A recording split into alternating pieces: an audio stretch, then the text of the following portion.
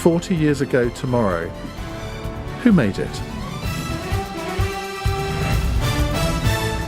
On your radio, on the LBC app, and Play LBC. leading Britain's conversation. This is LBC. From Global's newsroom at 8 o'clock, Sir Keir Starmer's accusing Nigel Farage of not liking Britain, claiming he'd turned the country into a competition of victims. Reform UK's leader says the Prime Minister is unfit to govern following his remarks to Labour's party conference. Justice Secretary David Lammy's told LBC the PM's message is clear. This was Keir Starmer squaring up to Reform, calling them out for what they are, calling out the grievance, calling out the division, articulating a passionate story of where he's from and why he has the values he has. Well, the Prime Minister will be speaking to Nick Ferrari at breakfast on LBC from 7 a.m. Donald Trump's issued a deadline for Hamas to accept his proposed peace deal for Gaza. He says the group has 3 or 4 days to respond.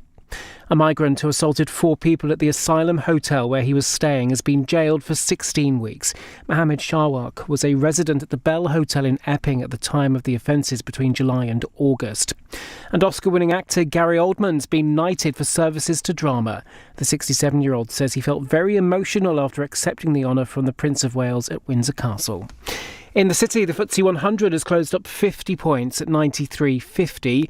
The pound buys $1.34 and €1.14. LBC weather. Dry and clear for England and Wales tonight. Rain across Scotland and Northern Ireland. Lows of 7 degrees.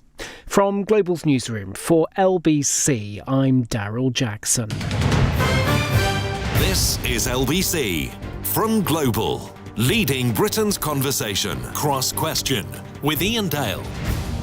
Hello, a very good evening to you. It's Cross Question. It's Tuesday. We're live from the Labour Party conference in Liverpool.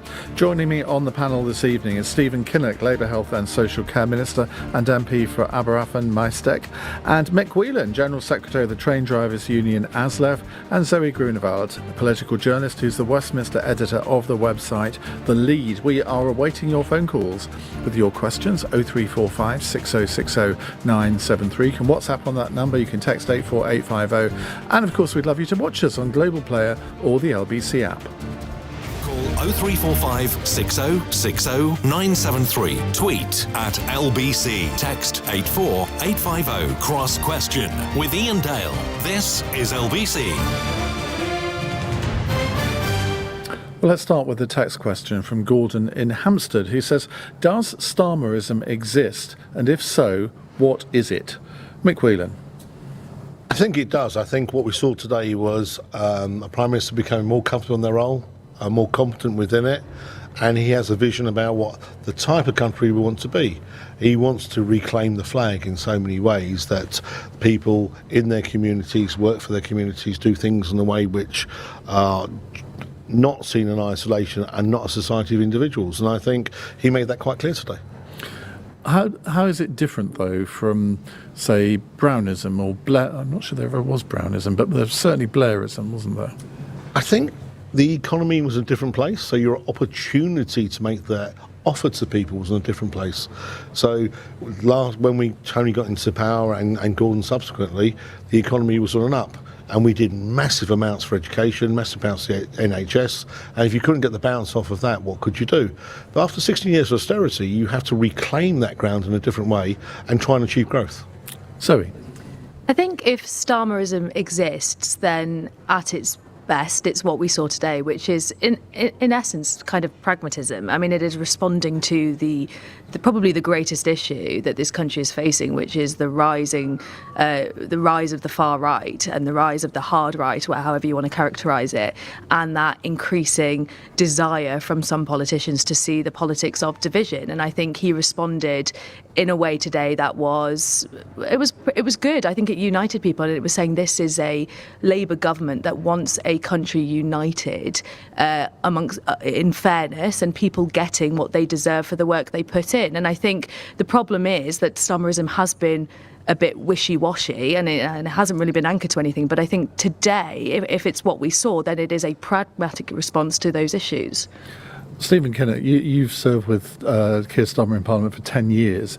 Did you see a different kind of Keir Starmer today? And what is Starmerism, if you think there is such a thing? I think that Starmerism is what it means to be Labour. There is a red thread that goes through Clement Attlee to Harold Wilson to Jim Callaghan to Tony Blair to Gordon Brown, all the way through to Keir, which is we exist to stand up for working people. We do that by fixing our public services, which always get wrecked by the Tories, and we have to come and clear up after them. And we exist to grow the economy, but not just to grow it, to distribute the proceeds of that growth as fairly as we possibly can across the country. Where I think we are in terms of 2025 is we are clearly not living in the world of 1997, which was the end of history and globalization was great. I think a lot of people have woken up, including many people in the Labour Party, to the fact that we live in an increasingly turbulent world. And so one of the things I think that has really been injected into Labour thinking by Keir is security, border security, economic security, and national security. And those, I think, are perhaps elements that are much stronger now than they have been in any of Keir's predecessors. Do you accept that if the border security and the economic security side of that, if you don't get those right, then the game's up at the next election? Those are the two crucial things that Labour has to get right. Yeah, if these are the foundation stones of good government. A government that can't secure its own borders, is going to struggle to get permission to be heard on so many other elements. But Keir was absolutely clear in the speech today that there is a vile and evil trade in people smuggling. That needs to be stopped. There is absolutely nothing Labour or socialist about the vile trade in people smuggling, which is putting people's lives at risk. So we have to stop. That is Labour values. But he also made clear that when your neighbour is somebody that's lived in our country for 30 years, has contributed, has been often a pillar of the community, and you've got somebody like Nigel Farage coming along saying we're going to deport that person from our country, that is not border security, that is racism. Well, let's move on to a subject adjacent to that. Rick in London says, is the Labour government and the Labour Party now the party of inflammatory rhetoric and divisive language through branding those with different views with unsavoury, perhaps even dangerous labels? Labour must take a long, hard look in the mirror in the morning. Now, Nigel Farage has today accused the Prime Minister of inciting violence against reform in his speech this afternoon. Zoe, what do you make of that? Nigel Farage brought out a woman who went to prison for inciting violence and racial hatred at his party conference. Yeah. So if you want to ask who is more likely to do that of Keir Starmer and Nigel Farage, it's pretty clear. And I'm sorry, Keir Starmer drew a very important distinction today between people who have genuine concerns about border security and immigration and people who just seek division based on the colour of people's skin or the languages they speak or the accents they have in the street. And I think that was overdue, actually. And there is an important and very plain distinction. And I think Nigel Farage is pretending that there isn't and that it's easy to just group all these people who might have concerns about immigration under that banner. But it's very, very clear that that is not what Keir Starmer is doing. He is a government that is being pretty harsh on immigration, actually. I mean, a lot of their policies go further than many in the Labour Party might want to see. But he can draw that distinction, and I think Nigel Farage is playing politics with this because, as I say, he literally brought someone out at his party conference who has done that. Stephen? I agree absolutely with what Zoe just said, and I think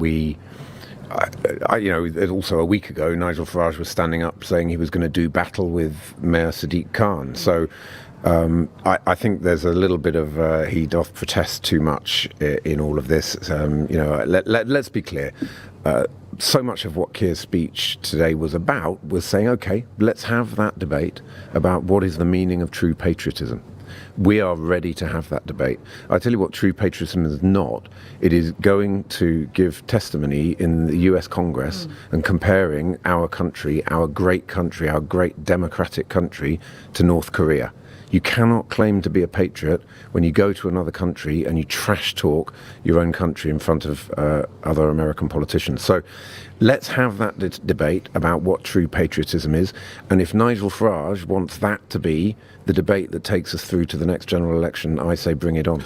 But don't you think the language of enemy is rather inappropriate here? Because, I mean, Labour seems to be getting its hands dirty rather than rising above it. And there was a lot of criticism for Donald Trump, quite rightly, I thought, at Charlie Kirk's funeral when he basically said, I hate my opponents. He said, Charlie wouldn't like me saying this, but I hate my opponents.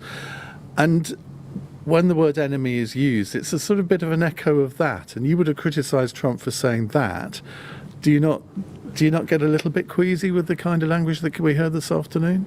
I actually think what we're talking about is politics being a battle of ideas. And the enemy in all of this is what Reform and what Nigel Farage stand for. It is their ideas, their ideology about what the future of our country should look like. It's not personal. It isn't personalised. I think it's important not to personalise attacks in politics. But he did. He mentioned, I don't know how many times he mentioned Farage. David did the same in his speech, having said that the media give Nigel Farage too much trouble. He then mentioned Farage 32 times in his speech. I don't think Keir did it 32 times. But the last half of the speech was mainly about Reform and Farage. I think Farage stands for ideas, and so you may well get into a conversation where the person you're talking about and the ideas that they are the main articulator of those ideas. Those two sometimes merge with each other, but I think we are absolutely clear. Politics is a battle of ideas. I thought today what we heard from Keir was a very clear battle cry, which was, OK, let's have that debate about what patriotism really means. Your fellow Minister, Torsten Bell, who is considered to be somebody who's a man of ideas, he described Ed Davey this week as a fat bloke in a wetsuit. I mean, if we're looking at language, I mean, OK, it's not the most serious political insult I've ever heard, and I'm not being all snowflakey over it, but, I mean, is that really necessary? I wouldn't have probably not have used those words. I haven't. You've literally just sprung that on me, and I wasn't aware of that. I mean, Ed Davey does, of course, love to get into a wetsuit, and also loves doing lots of stunts. So perhaps he sees it as a compliment. I don't know. Mick Whelan. I can be probably more crass than my colleagues on the panel. So I think sometimes you'll be judged by your ideology and your friends and what you call out. And what we saw clearly today, and maybe someone like myself would like to see Labour Party go further. But what I do know is I didn't see anybody from Nigel Farage or his party calling out Tommy Robinson or the violence or what happened the other weekend. I didn't see him calling for us to protect our communities, the people who live within it, whether they be black, whether they be LGBT plus, or the whatever.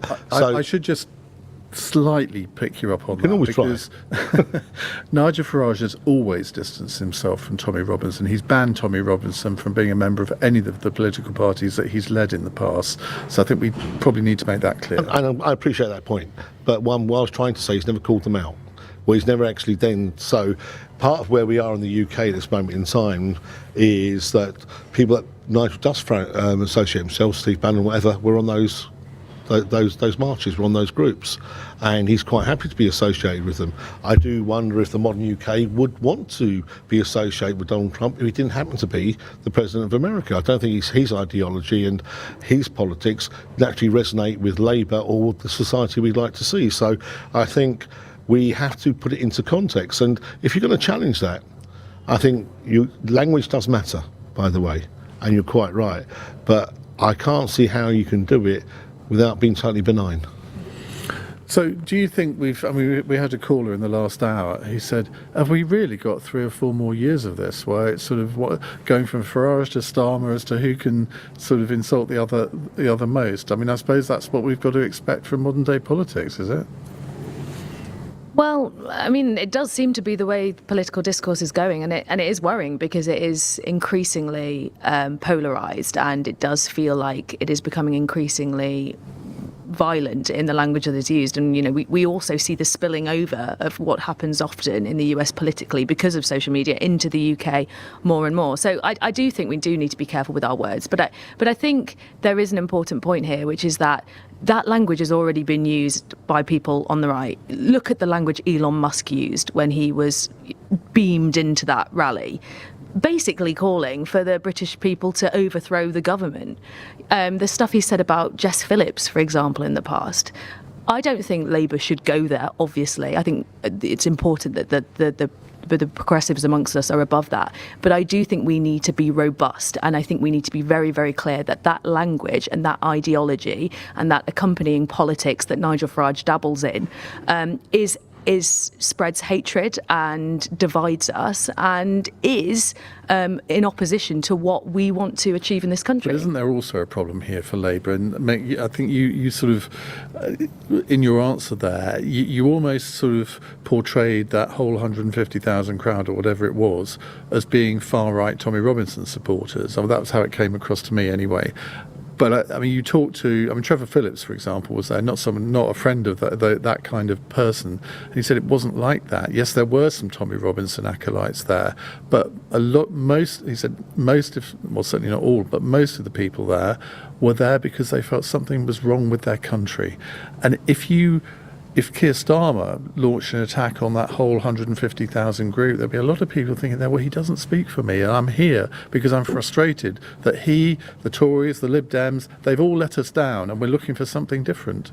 Well, I spoke at the counter demonstration on the day it's Stand Up to Racism, and people were very, very careful to say that we don't call everybody on that march a fascist or a racist. We don't alienate them. There are socio-economic problems that we've inherited from the last 14 years in austerity that we have to deal with, that are driving people to places where they don't see a future for their children. They don't see they've got the housing they need. They don't see they've got a place where work pays. And the demonisation that we've previously seen, we can't just talk about this in isolation. We have to talk about 5 Tory Prime Ministers, what they did, the Windrush scandal and all the other things that are associated with it, that have allowed the changing nature of politics, where Nigel Farage probably wouldn't be in the opposition 15 years ago. He now is, but it's a development of where we've been politically. I think we do have to recognise that we're no longer really up against the Tories. The Tories have vacated the pitch. They got one mention in their speech today. They vacated the pitch.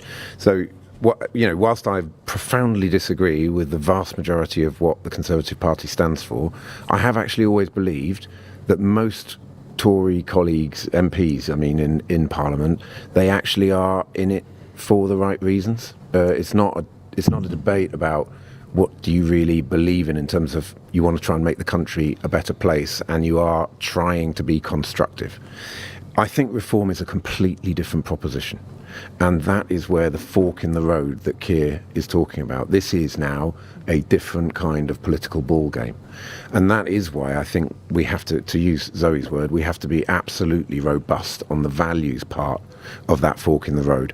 We have to draw a very clear line in the sand about where those very legitimate concerns about immigration are, and where it becomes racism and bigotry and the sort of things that we will not accept. So I think we're clear on that. But then the other key piece of all of this is policy. And there's lots of, we announced £500 million for care workers. We have announced breakfast clubs. We've announced a job guarantee for anybody, there were only young two people. Policy announcements in that speech today, which I thought normally when a Prime Minister makes a party conference speech, there's usually a bit more on offer, and sort of further education and health service, those were, or the digital health service, those were the only 2 new policies announced. Well, I was just reeling off a whole list of other policies this is announced over the last 2 days. Wes Streeting announced the care workers deal. Today in his speech, Rachel Reeves announced the jobs guarantee for young people in her speech yesterday.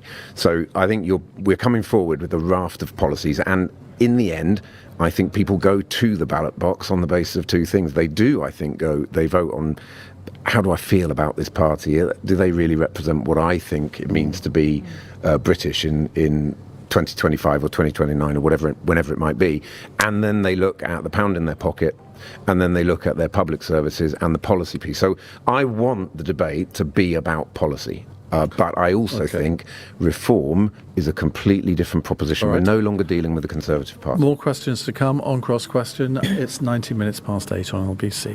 The Prime Minister, Keir Starmer, with Nick Ferrari at breakfast. Tomorrow morning from 7.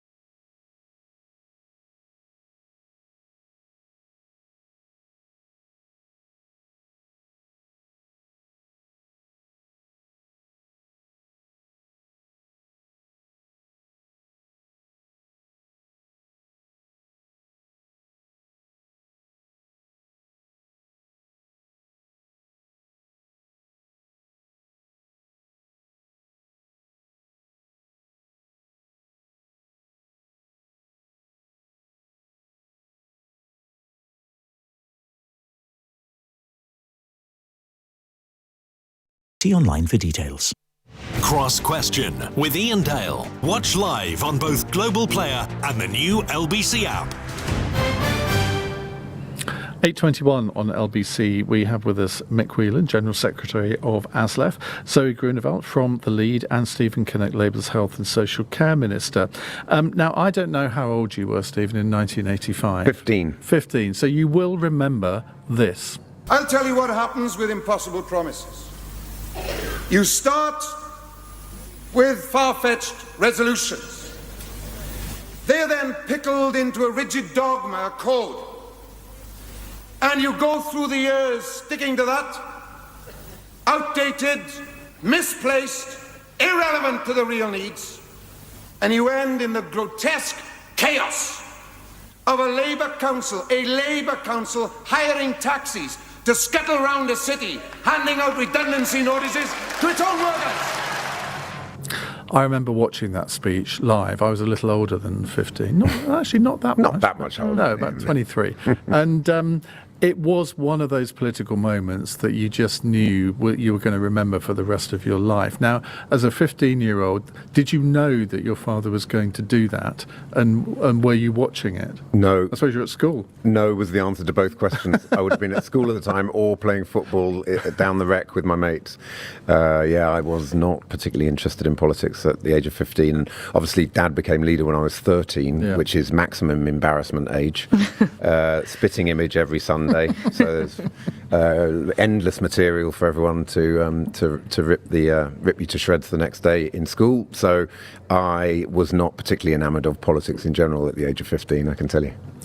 But looking back on it, that was a really significant moment in Labour Party history, wasn't it? Yeah, I think it was a turning point. And, we live in very different times now, but the 1980s for Dad were a prolonged period of just constant confrontation and taking people on and showing immense courage and tremendous leadership in what he did. And I think of course, it didn't happen in 87 or 92, just missed it in 92.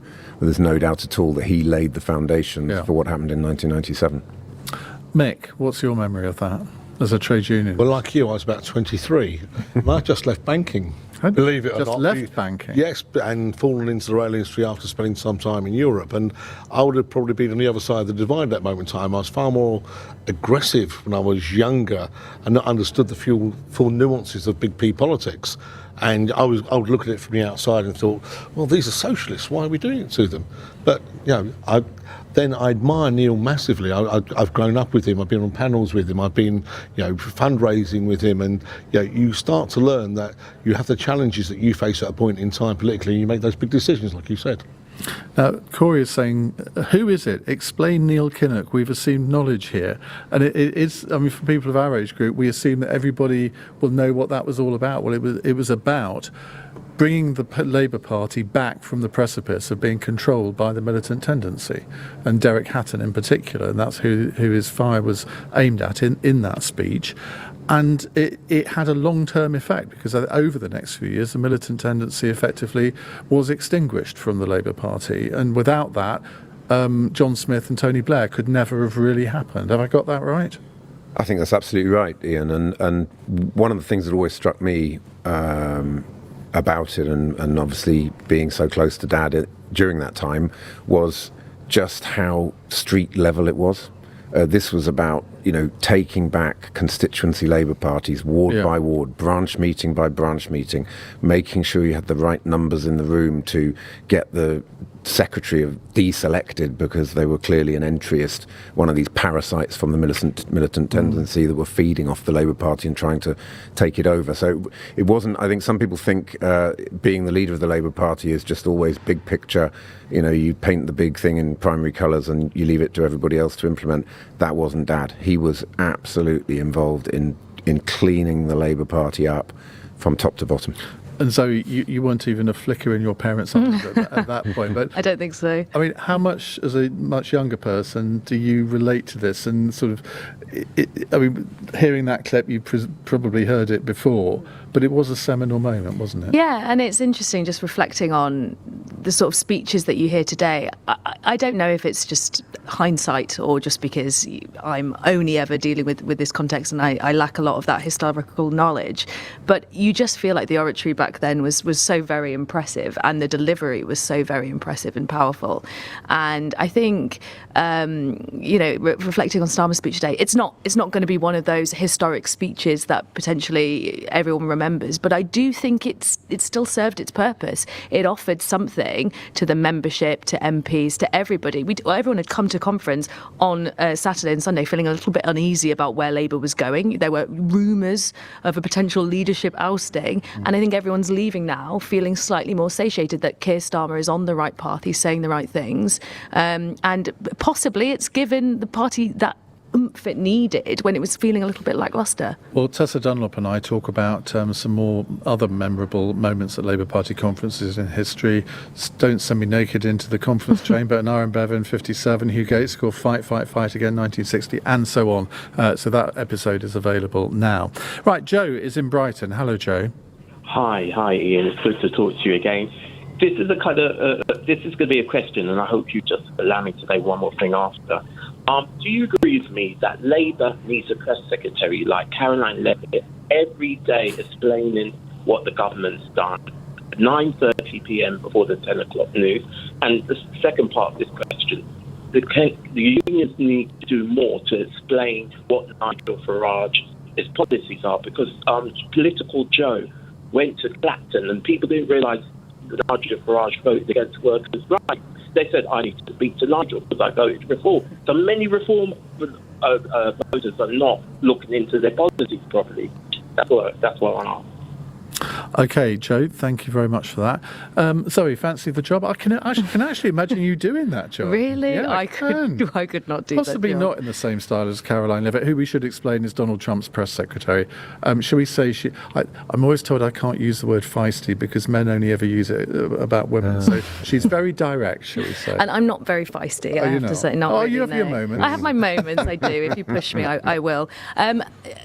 So obviously there is a audience with the press every day and a press secretary, but of course it is with the broad. Well, it's with the lobby journalists who want to go and they speak to the Prime Minister's spokesperson, and then they write it all up when they get back. It's not quite the same as a televised encounter, and I think honestly, Boris Johnson tried that. It didn't during really COVID, work, yes, and I think we already have this constant news cycle that just pushes. There's a constant need for new news lines. There's always more and more drama to be had, and I don't actually think it's helpful when we're constantly talking about wanting politicians to make more long-term difficult decisions that fix the issues in this country. I think we saw this desire, mainly fed by 24-hour news and then of course social media, to always have the new line, to always have the new story, and I think that makes it very, very difficult for politicians to put things in place that last a long time. I do think there has been a problem with comms in the Labour Party. They haven't been shouting about their achievements. There's some really good stuff there. You know, the Employment Rights Bill, and of course that is a clear dividing line, as the caller just said, between them and reform. And it's a shame that they haven't made, I mean, I think they're getting better, but there could be a much bigger deal made out of that. But I don't think that kind of American style of news is actually very helpful. Stephen, apart from answering the question, do you feel that as a minister you are so ensconced in your particular area that you, or not just you, but you and your colleagues, have sort of fallen into the trap of not trumpeting all of the... Because there was a video in the conference hall this afternoon where it sort of laid out all of the different things that Labour had done. And I'm thinking, they don't really actually shout about that very much.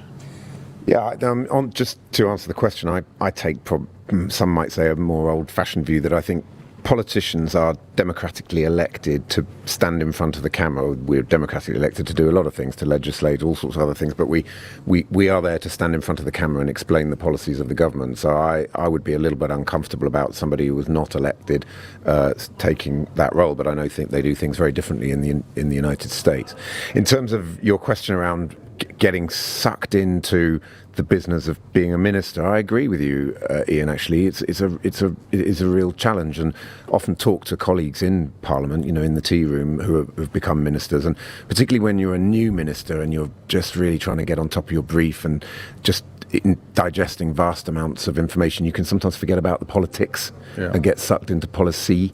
And we are, at the end of the day, politicians, and we have to remember that we are there to change the country and explain how and why we're changing the country. And I do think the government, really does seek to communicate that, but there is a lot of noise out there as well. And when you are doing lots of different policies, as you say, I thought that video that was played before Keir came on was really compelling, and it was great to just watch all of those things, and you think, yeah, we are making a difference, we are changing things, but people also want crash bang wallop all the time, and some of this stuff is more about incremental change. So I think there is something about flooding the zone, and I do actually think when you look at the way that President Trump has run communications in his presidency, he does dominate the news agenda, and he puts his position out there.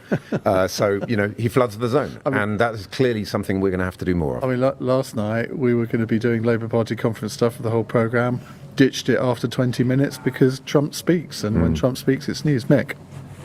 But also, Trump speaks and it's not truth. Yes. I'm not. So I wasn't accusing anybody of being false. I want to make that quite clear. But I think our difficulty is people look at Donald Trump, the personality he is, and whether he claims to have solved all the world's problems, whether he does whatever, the news cycle has always been about bad news rather than good news. So you can do 1,000 good things in a day and won't always make the news. But with Donald Trump, as Ian's quite rightly highlighted, no matter what he says, because it's so surreal, right, it always gets to the news. Now, I think for us, if we're going to talk about British politics, if I had one criticism of the speech today, it would have been he's conflated the left and the right one or two times. Now, I'd like to think I'm on the left. I don't think I want to be the enemy of the Labour Party, and I don't see traditionally how you take on reform or those sort of politics without those broad-based civil society groups allied to the Labour Party and the affiliates to do that for you. So that was the only concern I had coming out of it today about the message. And even back in the day, I think we've always seen ourselves as a broad church, but it should be the membership that decides the policies and the processes of the Labour Party, and our politicians then to deliver them and give emotion, vent and intelligence to those ideas. OK, let's go to the LBC News headlines now at 8:33 with Daryl Jackson. Sir Keir Starmer's accusing Nigel Farage of not liking Britain, claiming he'd turned the country into a competition of victims. Reform UK's leader says the Prime Minister is unfit to govern following his remarks to Labour's party conference. Donald Trump's issued a deadline for Hamas to accept his proposal for peace in Gaza. He says the group has 3 to 4 days to respond. And Oscar-winning actor Gary Oldman's been knighted for services to drama. The 67-year-old says he felt very emotional after accepting the honour from the Prince of Wales at Windsor Castle.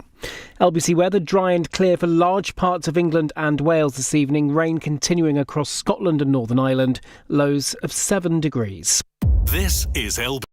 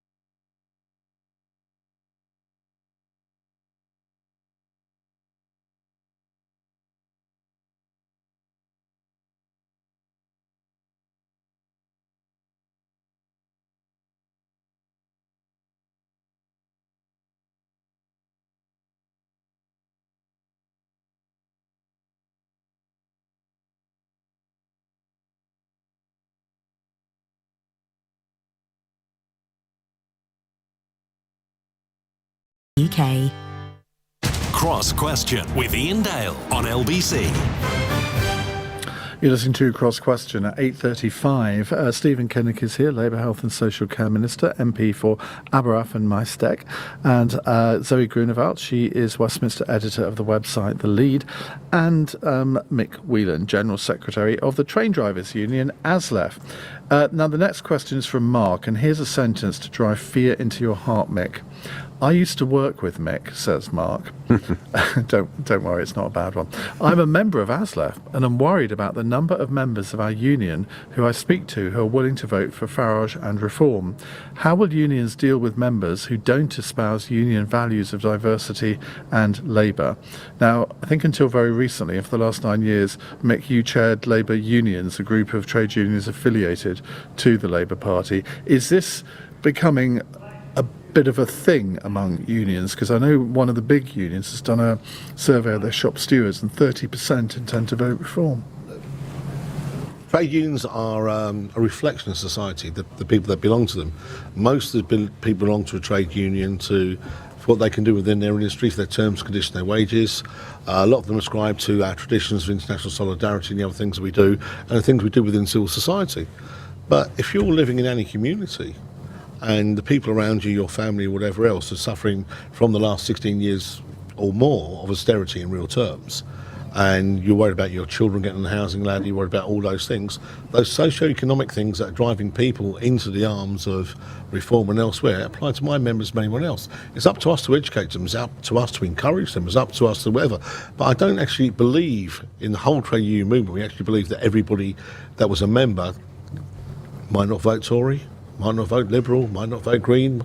We want people to vote Labour. We want them to vote for the party that we affiliate to, but it's not we can't tell them to. It's that universal suffrage that allows them to do what they want to do.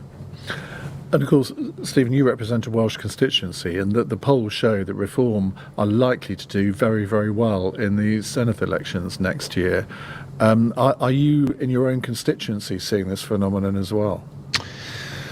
We are clearly seeing Reform doing well in the polls, and I completely agree with Mick that it's up to us to make the argument. And I think, the key point that Keir made in the speech today was this is about decency versus division. And that, I think, is a message that we will take to the doorsteps. I will take that to the doorsteps in my constituency, and I will say to people... Are they willing to listen? That's the point. Well, that is the key question, isn't it? And there is a lot of disillusion and disenchantment about politicians, about politics in general. You had 14 years of Conservative neglect and incompetence, and I think some of it that then leads to every politician and every political party being tarred with the same brush, and then some people say, well, I don't like any of this lot, I'm going to roll the dice on these new guys, without really looking into their policies. But when you say, well, Reform's policy, for example, on increasing the personal income tax threshold to £20,000 would cost £50 billion. That would make the Liz Truss mini-budget look like a walk in the park. When you say they voted 12 times against the Employment Rights Bill, when you say that, Putin has said that, Farage has said that Vladimir Putin is the politician that he most admires, and by the way, the former leader of Reform in Wales has just pleaded guilty to taking bribes from the Kremlin to peddle Kremlin lies and propaganda in the European Parliament, then the scales, I think, begin to fall from people's eyes. So for us, it's about going door to door, street to street, setting out the message that Keir set out in the speech, and also explaining to people what Reform's policies are actually about. Sorry. I've been in some quite interesting discussions over the past couple of days with all sorts of people. I've been moderating events on lots of different topics, but a few have been on net zero. And what has been really, really interesting is when you have that mix of union people and you have business and you have industry coming together, all worried about Reform's co-option of net zero, the politicisation of it. Even though the majority of people in this country are supportive of net zero, You've got Unite speaking out against it this week, haven't you? Well, but there is concerns about the transition and what it means for working people. There's concerns over jobs, and there's concerns over whether it's bringing those bills down fast enough.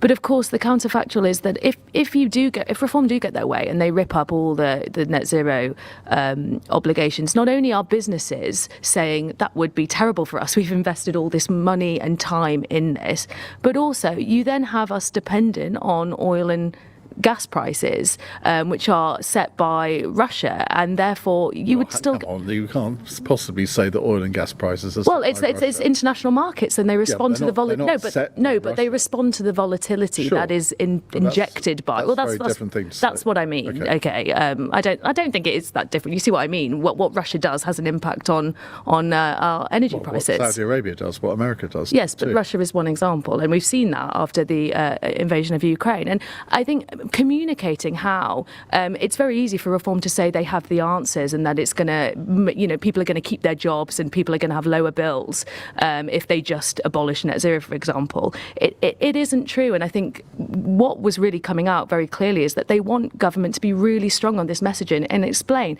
actually, investing in renewables will bring prices down eventually, and we will create green jobs, and we're going to bring you along with it. It is all about that messaging, and I think that is really key. Okay.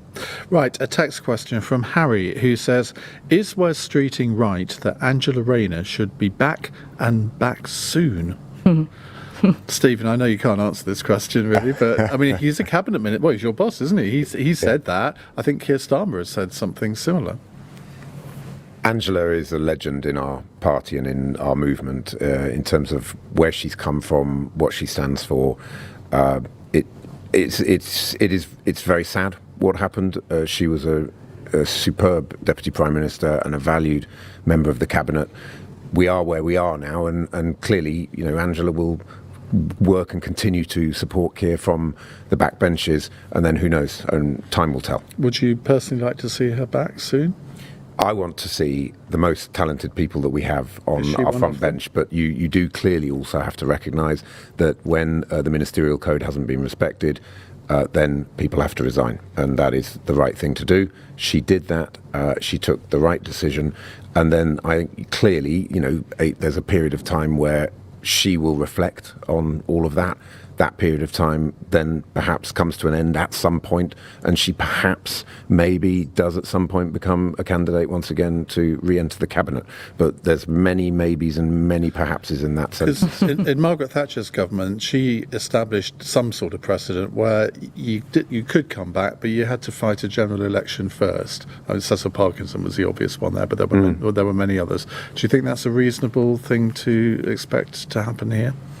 It's an interesting idea. I hadn't, to be frank, I hadn't thought of it. I mean, I think in the end, the cabinet is selected. It's in the gift of the Prime Minister, and the Prime Minister has to put together the team that he feels is best served to deliver what Labour needs to deliver. And there clearly needs to be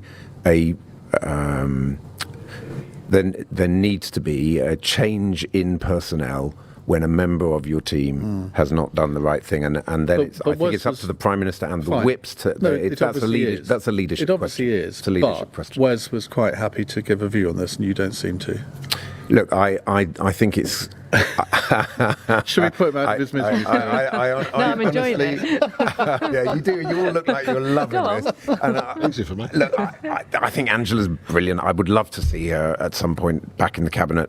But if you do not respect the ministerial code, you can't be in the cabinet, and you can't be a minister. Right. That is the rules. That's the way it goes. Zoe. There have been political comebacks throughout history, and I don't think what Angela Rayner did. I think it was right that she resigned, and I think the report from the Ethics Commissioner was pretty clear that it was a mistake. It was a breach of the ministerial code, but she tried her best to act with impunity, and it was a mistake. So I think ultimately, I think that you resign, you take your time out, you reassess, you think about what you want to do. She has lots of other things going on in her life, and hopefully I think a lot of people would like to see her back. I think she was a real asset to Labour. I think she was well liked. I think she was approachable. I think she had a strong vision. I think she was a great communicator, so I would like to see her back, but I understand that she had to go.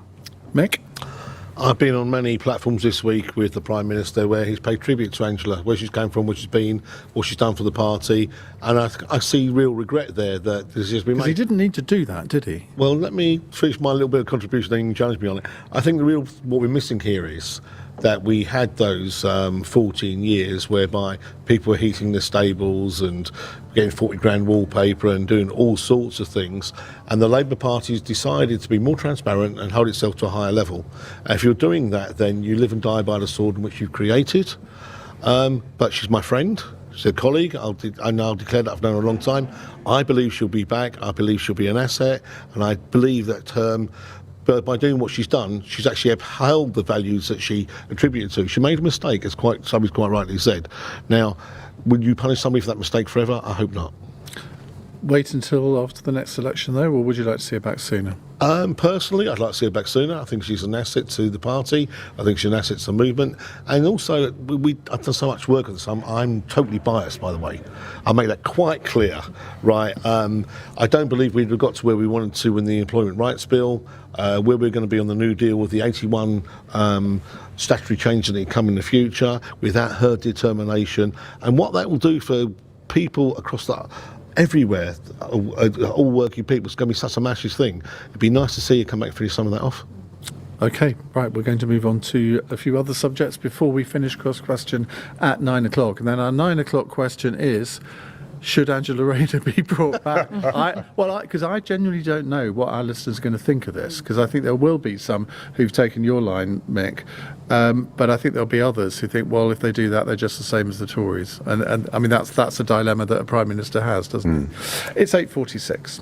Nick Ferrari at breakfast on LBC. If you thought he was unpopular, it is time to return to those old core values. Time to get back to basics, to self-discipline and respect for the law. And she was despised. I have only one thing to say. You turn if you want to. The ladies not for turning. This one's gone even further. There's a lot we've achieved, but we've got to do more. We inherited a complete mess. The current Prime Minister, Sir Keir Starmer, is the most unpopular Prime Minister on polling record, as his stewardship is linked to the Titanic. What can he do to stop it hitting the rocks? Join me, Nick Ferrari, at breakfast as I speak with the Prime Minister from Labour's party conference in Liverpool. Nick Ferrari at breakfast. Back tomorrow morning from 7. Listen on your radio, on Global Player, and the LBC.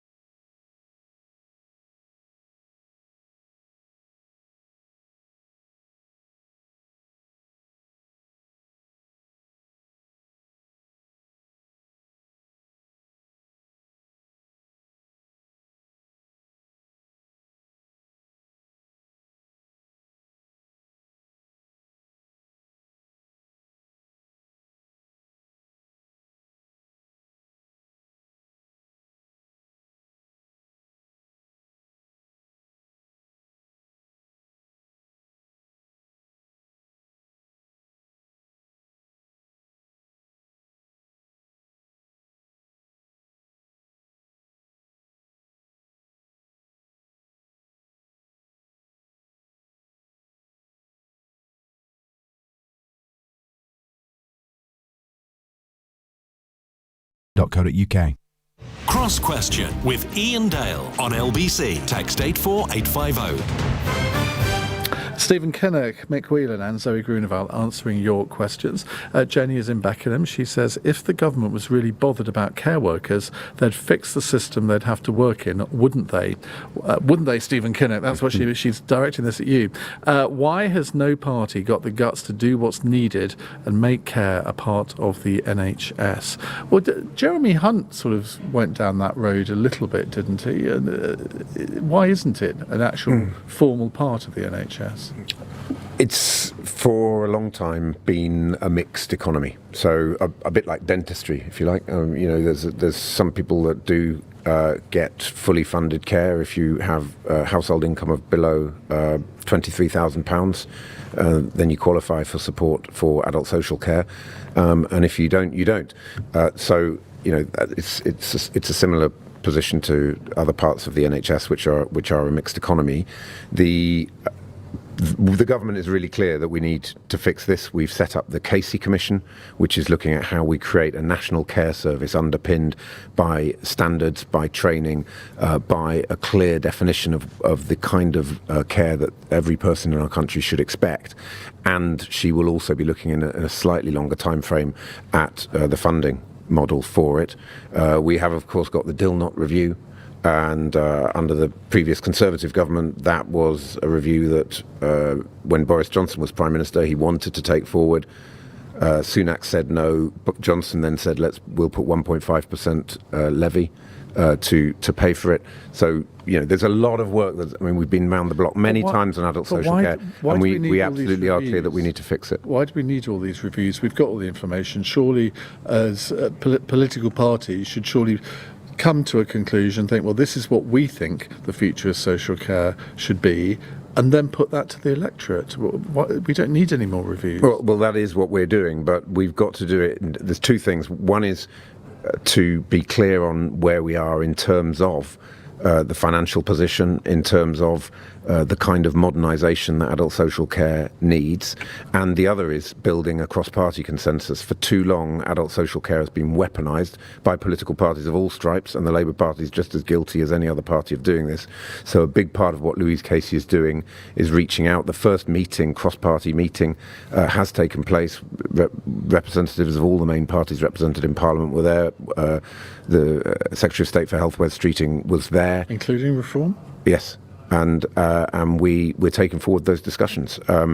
So it's a new way of doing it. We need to do this in a way that transcends the normal party political thing. But we have also done a lot of stuff which is about hitting the ground running. So, for example, the Fair Pay Agreement, groundbreaking legislation and creating a new kind of collective bargaining. We've done a £700 million uplift to the Disabled Facilities Grant. We've given the biggest uplift to unpaid carers since the 1970s. We're doing a kite mark for care tech to really help things like frailty tech that is vitally important for adult social care. So it's not as if we're sitting on our hands and waiting for Casey. We're doing a lot of other stuff in parallel. I'm conscious of the time, so we can either go straight to the next question, or have you two got anything that you might want to disagree with Stephen on this, or should we go to the next one? Some is symbiotic and some is slightly disagree. I think one of the things we have to do was that people were promised under Maggie Thatcher that if they bought their homes, that would be their pension, that would be their right, and the idea that you had to sell your home for social care, but you could be left with the last $100,000 or whatever it is, I find anathema. And I think while we're going to talk about adult social care, we have to talk about the NHS in its totality, being that cradle to grave thing it was intended to be, not to be split off into different sections. Now, that can't be achieved overnight. I do understand why some of these reviews are going on. Heavily involved in the Employment Rights Bill and the adult social care bit. If you do sectoral bargaining, right, for adult social care, and you create that system and that ground base for the workers within it, so that quality of life that they should have, we won't get the churn that we get and the difficulties we get in providing the adult social care we need to do as well. So I do think that's also going to be a factor, but I'll leave that there. Okay. So, do you want to come in, or shall we move on? No, I'm happy to move on, yeah. Great. This is from Eddie in Barnet. If Hamas rejects Trump's peace plan, what attitude should Britain and those other countries who've been very critical of Israel want to happen next? Now, the US president has said today that he's giving Hamas 3 or 4 days to accept the deal, warning they'll face a very sad end if they reject it. Meanwhile, Benjamin Netanyahu has said that Israel's military will finish the job by itself if no deal is reached. Zoe, let's start with you. Well, I don't know the detail of the deal, but I mean, the threat from Israel there about finishing the job is terrifying when you think about what's already happened in the region. And I think, as much as we keep getting to these points where these deals are being spoken about, they're always falling through, and increasingly Netanyahu seems to be getting more and more extreme, and the damage being done to that region is becoming more and more irreversible. But this deal is being supported by all of the Arab countries around Israel, which I think is quite significant. We talked about it in detail on the programme last night, and I had the 20-point plan in front of me, and it does seem to be reasonably robust. It would be great if we could find an end to this. Obviously, that would be everybody wants that, but it's just, that cannot be the end of it. We need to see a rebuilding of Gaza. We need to see people getting, and we need to see people getting the support we need, and we need to see Netanyahu, face justice for what he's done in that part of the world. Okay, Mick. Totally agree with that last comment. You can't deny it. I think the real problem is, I abhor what happened on October the 7th. I made that quite clear. That was a terrorist atrocity. It should never happen. It never occurred. And I feel absolute sympathy and empathy for all the people that lost people, were hurt by, and whatever else. But what we can't do is just deal with what's happened in isolation. It did start on October the 7th. This has been a problem starting from 1917, and much of what's happened in Israel in the ensuing years, for the illegal settlements and all the other things that have gone on, can't be done in isolation. And even then, we can't talk about Gaza in isolation. We've got to talk about the West Bank, Jenin, and all those other areas where some of these things continue in a different way that aren't being as highly publicised because of what's going on in Gaza. But anything that gets to a point of peace, anything that allows aid to get in, anything that allows to be rebuilding, I think we have to consider. Stephen. Hamas has to take that deal. And if they don't, they'll be showing their true colours in terms of being a terrorist organisation that is just simply not interested in the interests of the people of Gaza. We strongly support the deal. We think it's excellent that the Arab countries, as you say, Ian, are also backing the deal. It pretty much leaves Hamas as being the only potential player in all of this that doesn't back it. Having said that, we cannot accept the horrendous violence that has been inflicted on the people of Gaza by Israel. Mick's absolutely right. The 7th of October attacks were an atrocity, a disgraceful and disgusting act of cowardice. But the reaction ultimately of Israel has been completely outrageous and unacceptable. And I'm very proud to be part of a government that has recognised the state of Palestine. I think this is now, I hope, moving in the right direction. Hamas must take that deal. To be frank, I'd rather not speculate about what might happen if they don't. They must take that deal, and then we can move forward. Right, awkward gear change coming up now with our fun question from Bob in St Ives. 20 years after the first one, a second film version of The Simpsons is finally being made. Oh, yippee. But which character, I've never seen it, but which character from Springfield do you think is most like you, and why? Mick? Unfortunately, I'm now approaching 65. I've got rather rotund. I'm follically challenged. So physically, I probably represent Homer. I hope I don't have some of these other traits. I've no idea what that means, but I'm sure our listeners will. Zoe? I grew up on a diet of The Simpsons and microwave popcorn, and I can pretty much quote every episode, so I've thought about this. I probably am most like Lisa because she is a bit of a know-it-all, but I do think I have Homer tendencies. I'm very, very clumsy. He's always falling over and hitting himself in the head with hammers. Yeah, you have lovely hair. Oh, that's very kind, thank you. Am I even allowed to say that? And nowadays? I love donuts. So there you go. I love donuts. Stephen? I hope you're going to compliment my hairstyle as well, Ian. Yes, because it's the same as mine. I have to make a terrible admission. I don't know The Simpsons at all. You go up so in my respect. Yeah, for some reason that passed me by. So I was thinking of other cartoons that I love. As a boy, I just loved Roy of the Rovers. I'm mad about football. Too. Probably I'd be Billy from Billy's Boots because I used to love. He used to get those old school boots boots, didn't he, out from his uncle or granddad or whoever it was, and when he put them on, he was suddenly the best player on the pitch. I always thought it'd be nice to have a pair of Billy's boots. I think I'd be Shaggy from Scooby-Doo. Thank you all very much for coming on the panel tonight. Tomorrow we have one of the Green Party's new deputy leaders, Rachel Millward, the Labour councillor and former political journalist Sebastian Sullock, the family lawyer and former Conservative MP Jessica Harrington, and a current political journalist, Tom Scottson, from the Politics Home website. They'll be with us tomorrow. Now, coming up in the next hour, we're going to revisit one of the questions from Cross Question. I want to ask you whether you agree with Wes Streeting and, it seems, Keir Starmer that Angela Rayner should come back and come back soon into the cabinet. Now, I can see from a political point of view, Angela Rayner, I thought, was a very talented minister. I thought she was somebody who knew how to pull the levers of power, and there are too many cabinet ministers, I'm afraid, that don't. So I think, in all, she was actually an asset to the Labour cabinet. But if she was brought back, would you think, well, they're just becoming like the Tories, because they used to do that sort of thing? Somebody had resigned and they were back a few months later. 0345 6060 973. On your radio, on the LBC app, and Play LBC. leading Britain's conversation, this is LBC. From Global's newsroom at 9 o'clock, Sir Keir Starmer's told the Labour Party conference he will fight with every breath for a tolerant and decent Britain. He said Britain is at a fork in the road and needs to choose decency over division. The Prime Minister renewed his attack on Reform UK, accusing Nigel Farage of resorting to politics of grievance. If you say